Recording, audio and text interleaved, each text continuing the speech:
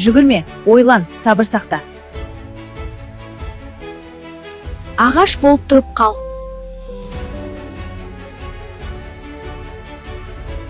Итке арқаңды бұрма.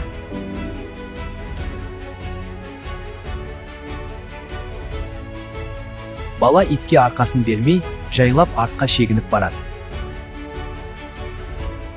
Ит, мен саған тас лақтырмаймын, таяқпен қорқытпаймын. Мейірімдімін, бірақ жақындамаймын.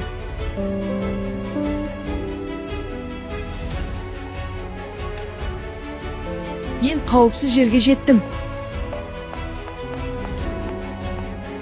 Біз табиғат жанашырымыз, бірақ сақтықта қорлық жоқ деген ұстанымды бекітеміз. Енді балалар, біз алдымыздан кездейсоқ қаңғырған ит кездескенде не істейміз? Ағаш құсап қатып қозғалмай тұрып қаламыз. Енді қатып қалыңдар, ағаш сияқты.